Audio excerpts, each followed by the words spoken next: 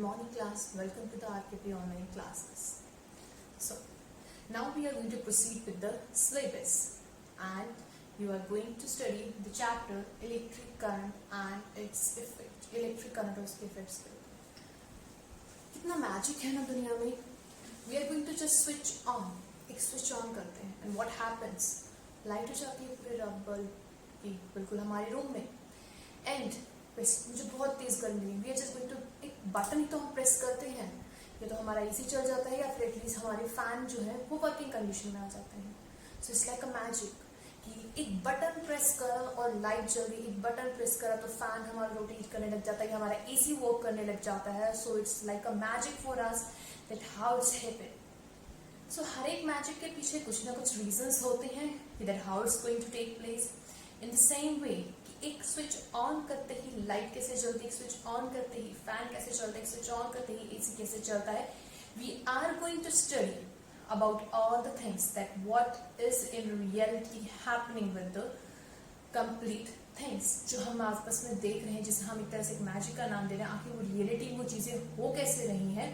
We are going to study about them step by step.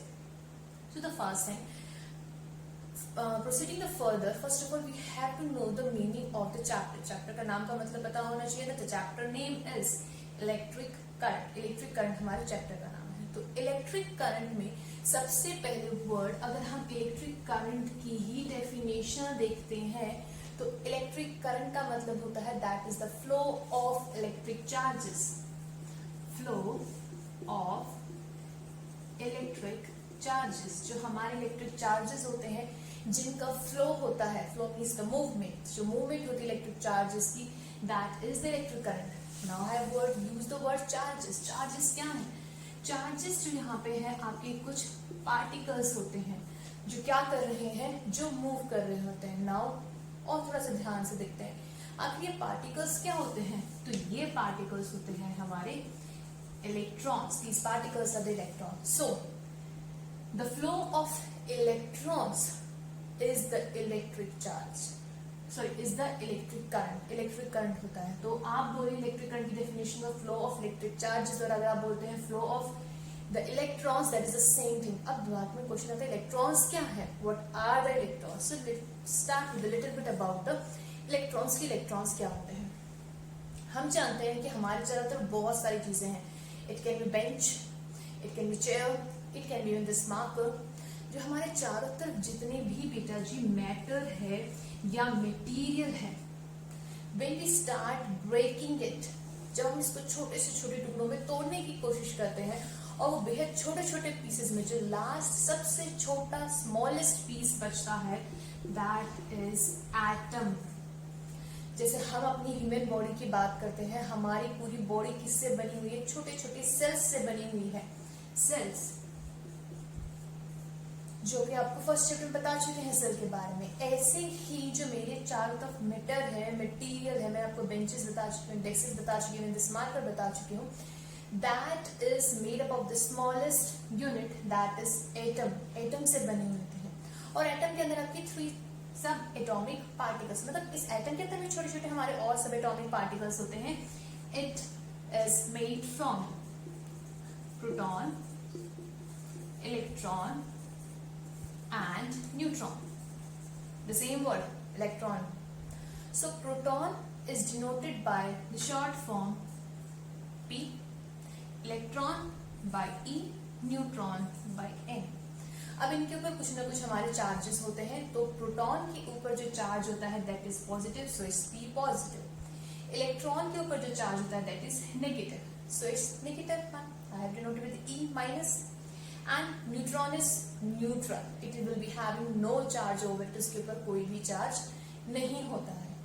तो अगर मैं इसका थोड़ा सा स्ट्रक्चर के बारे में देखूं, that how it's going to appear, then this is an atom. In atom there is a place known as nucleus which will be containing the proton and neutron. Proton plus neutron होते हैं किसके अंदर, atom के nucleus के अंदर.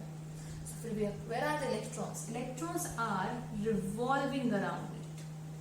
In the first only two we are. Electrons है वो इसके चारों तरफ घूम रही है, किसके चारों तरफ, न्यूक्लियस के अंदर। और उस न्यूक्लियस के अंदर क्या प्रेजेंट है, प्रोटॉन प्लस न्यूट्रॉन हमारे प्रेजेंट है, जिसके चारों तरफ हमारे इलेक्ट्रॉन्स क्या कर रहे हैं, मूव कर रहे हैं।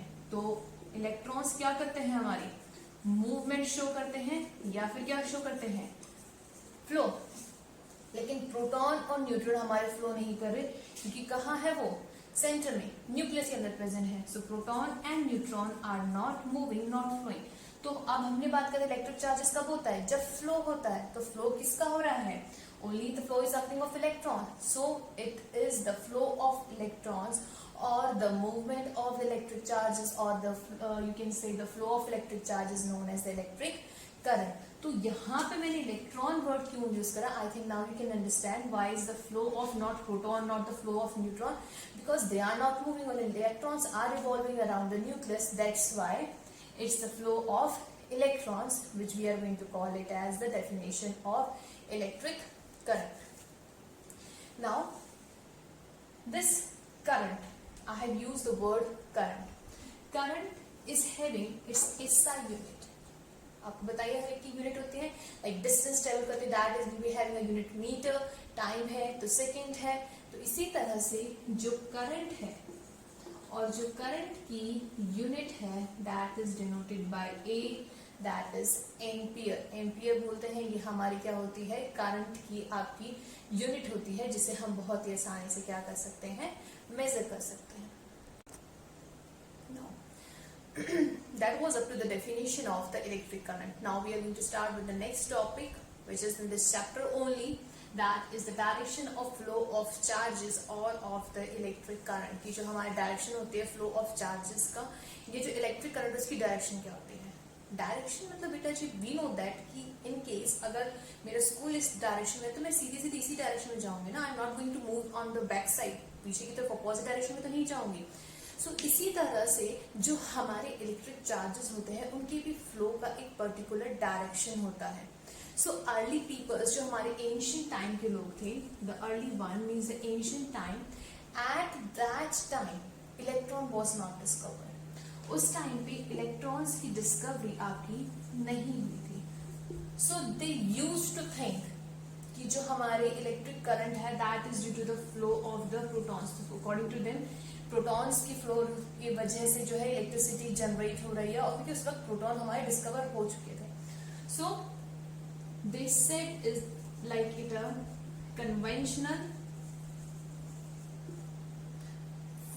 Current.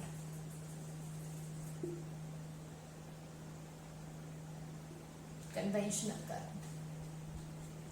So at that time means flow of जो डायरेक्शन होता है हमारे इलेक्ट्रिक करंट का या चार्जेस का, that is known as the conventional current, because it will be having the direction from positive to negative, कि पॉजिटिव से negative की तरफ हमारे क्या जा रहे हैं, चार्जेस का फ्लो हो रहा होगा।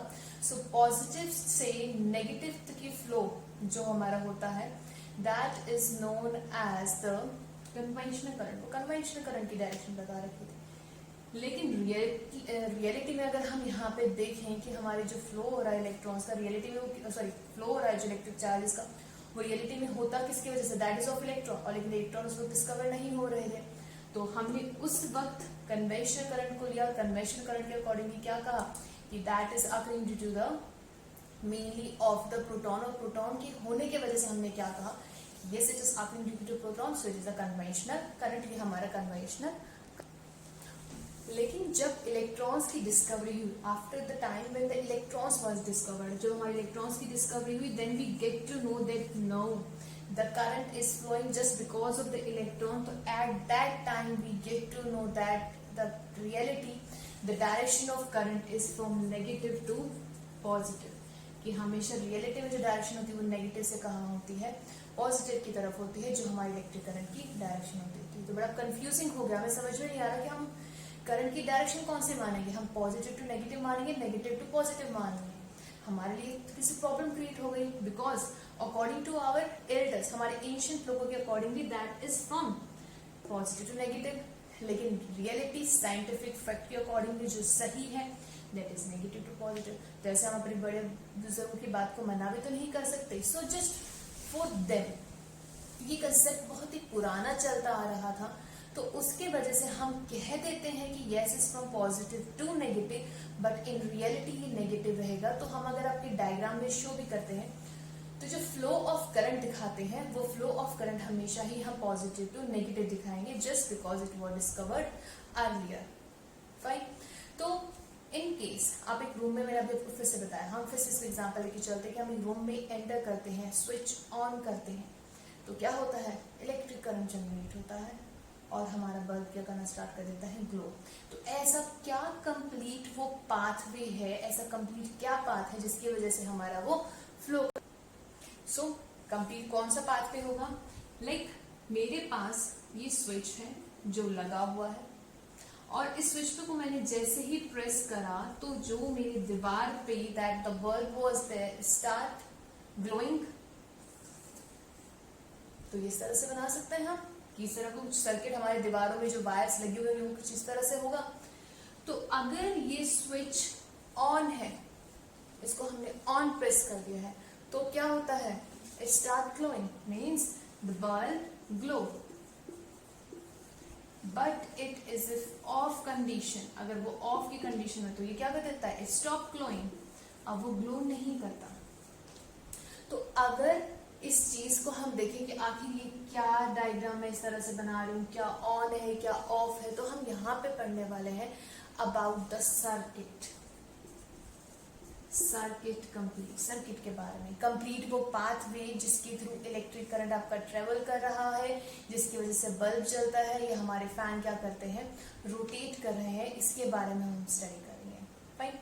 सो this is the diagram of a circuit. ये सर्किट का डायग्राम है जो हमने बनाया। क्या होता है circuit, we are going to proceed it with, but if it is complete, I am saying if this circuit is complete, तो भी मेरा क्या कर रहा था, बल्ब ग्लो कर रहा था। और अगर मेरा सर्किट इनकम्प्लीट था, means it was not complete, तो मेरा बल्ब क्या कर रहा था, ग्लो नहीं कर रहा था।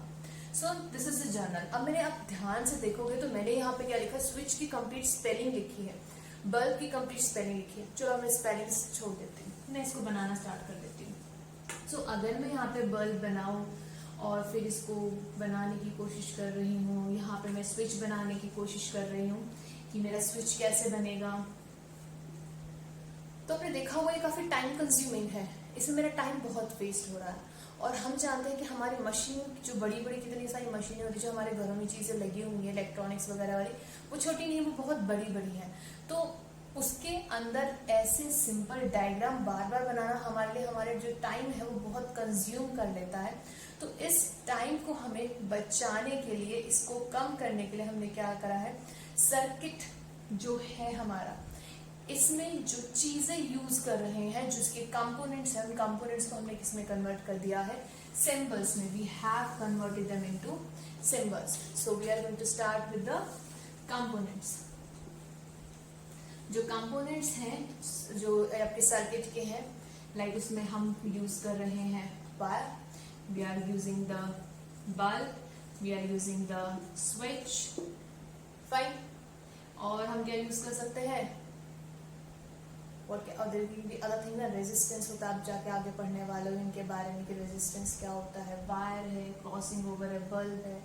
ठीक है, ये हमारे डिफरेंट कंपोनेंट्स होते हैं। आपकी सेल है, सोर्स के लिए बैटरी है, इन सबको हम डिनोट कैसे करते हैं, ये हमारे लिए बहुत ही ज्यादा इंपॉर्टेंट रहता है। तो कभी भी जब आप वायर को डिनोट करेंगे तो एक सिंपल लाइन कि this is my wire. Wire की कवरिंग के बारे में थोड़ा सा ध्यान रखिएगा। वायर के अंदर तो जो होता है वो आपका मेटल होता है, क्योंकि metal is a good conductor of electricity. And इसकी चारों तरफ एक प्लास्टिक की कवरिंग रहती है, इसकी चारों तरफ क्या रहती है, प्लास्टिक की कवरिंग रहती है, that is acting like a insulator, insulator की तरह काम करती है। एंड insulator are the bad conductor of electricity, वो इलेक्ट्रिसिटी को क्या करते हैं, वहां पे आगे जाने से रोक देते हैं। बल्ब, बल्ब का सिंबल आप कैसे बनाएंगे, अब बार बार मतलब ट्यूबलाइट का सिंबल बनाओ या बल्ब का सिंबल बनाओ, दैट इज नॉट पॉसिबल, वो हमारे लिए थोड़ा सा क्या करता है, प्रॉब्लम क्रिएट कर देता है। सो बल्ब का जब हम डायग्राम बनाएंगे, इट विल बी एक स्ट्रेट लाइन, ऐसे घुमा देंगे like this, and a circle around it, this is the diagram of bulb. लेकिन बल्ब तो ऑन भी हो सकता है और बल्ब हमारा क्या हो सकता है, ऑफ भी हो सकता है. So this will be diagram of the bulb when it is in of condition. ये जब हमारा ऑफ कंडीशन में होता है तो हमारा बल्ब इस तरह से, तो bulb is in of state. लेकिन अगर मैं चाहती हूँ मेरा बल्ब ग्लो कर रहा है, वो जल रहा होगा, then how we are going to draw the diagram. Now it's glowing. अब ये ग्लो वाला बल्ब है. तो ध्यान रखिएगा कभी भी आप अपना सर्किट डायग्राम बनाए, अगर आपको बल्ब के बारे में दिखाना है, if you want you are drawing the incomplete circuit, आप इनकम्प्लीट सर्किट बना रहे हैं तो ध्यान रखिए वो आपका ऑफ होना चाहिए, इस पे इस तरह से शाइनिंग नहीं आनी चाहिए, और अगर वो आपका सर्किट कंप्लीट है तो वो इस तरह से होना चाहिए. ठीक है, गेट इट.